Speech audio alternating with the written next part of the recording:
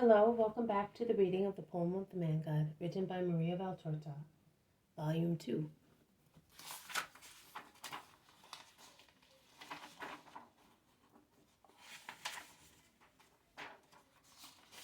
The Second Year of Public Life.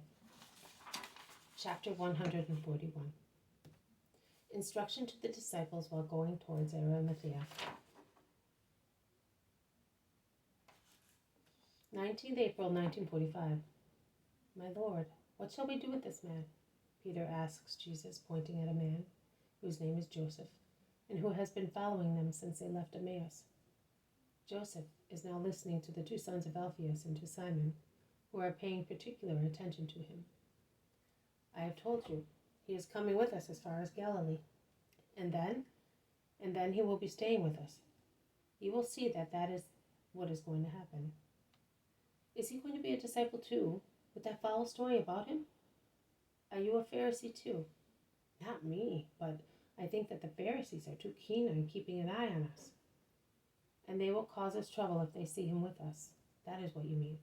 So, we should allow a son of Abraham to be plunged into grief because we are afraid of being annoyed? No, Simon, Peter. It is a soul that can be lost or saved according to how its deep wound is healed. But are we not your disciples? Jesus looks at Peter and smiles sweetly. He then says, One day, many months ago, I said to you, many more will come. The field is vast, very vast. Because of its vastness, the workers will never be sufficient. Also because many, like Jonah, will die working hard. But you will always be my favored ones, concludes Jesus, drawing gloomy Peter close to himself, and his promise cheers the apostle. So he is coming with us. Yes, until his heart is refreshed. He is deeply disillusioned by all the bitter hatred he has had to endure. He is indeed poisoned. Also, James, John, and Andrew have joined the Master and are listening to him. You cannot appraise the enormous harm that a man can do to another man by means of his hostile intolerance. I ask you to remember that your Master was always very benign towards those who were suffering from a spiritual disease. You think that my greatest miracles and my main virtue consists in the curing of bodies. No, my friends. Yes, you too, who are ahead of us, and you who are behind me, come here. The road is wide and we can walk in a group.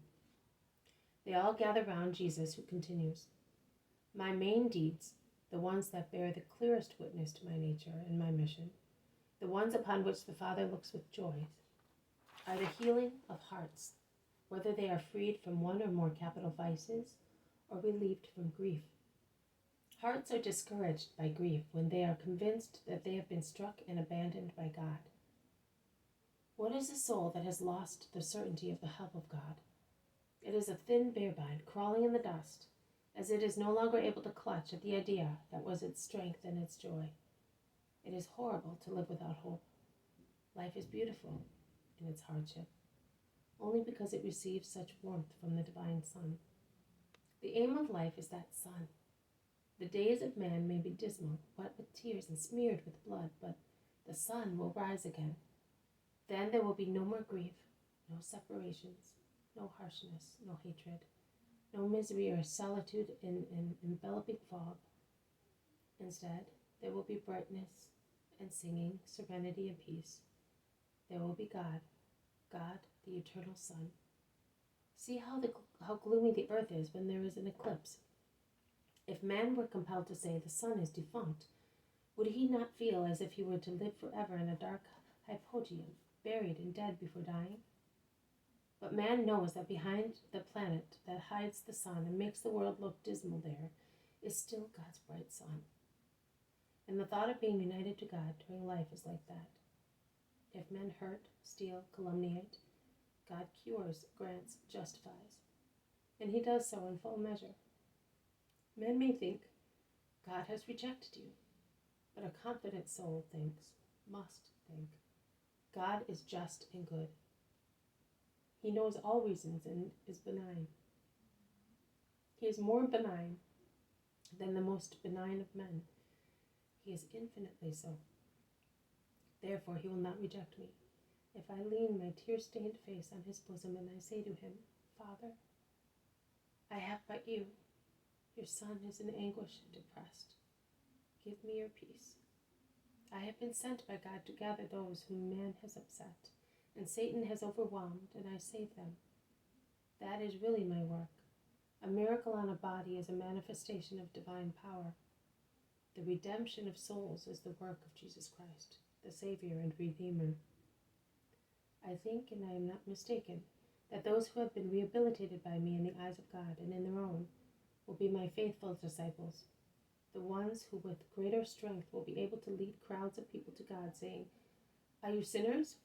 So am I. Are you depressed? So am I. Are you desperate? So was I. And yet you can see that the Messiah had mercy on my spiritual distress, and he wanted me to be his priest, because he is mercy, and he wants the world to be convinced of that. And no man is more suitable to convince than he who has experienced such mercy in himself. Now I will put them on par with my friends, and with those who have worshipped me since I was born. That is, I will associate them with you and with the shepherds.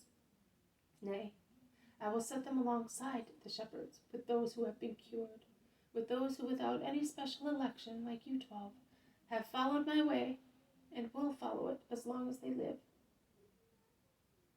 Isaac is near Arimathea, as requested by our friend Joseph. I will take Isaac with me, so that he may join Timonius when the latter arrives. You may join them, Joseph, if you think that there is peace in me and a purpose for a whole life. They will be good brothers to you. Oh, my comfort! It is exactly as you say. My deep wounds, both as a man and as a believer, are being cured very quickly. I have been with you 3 days, and I feel that what was my torture only 3 days ago is a dream that is fading away. I had that dream, but the more time elapses, the more its harsh details vanish before reality. During the past nights, I have pondered over things. I have a good relative at Joppa.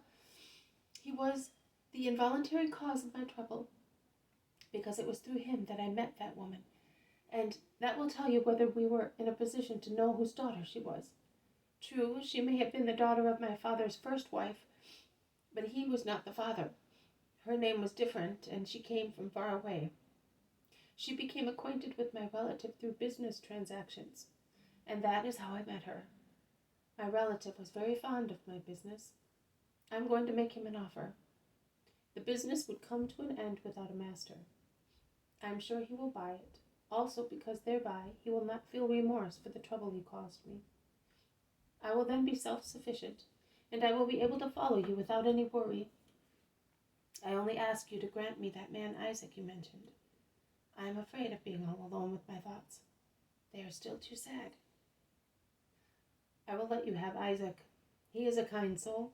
Sorrow has perfected him. He has carried his cross for 30 years. He knows what it means to suffer.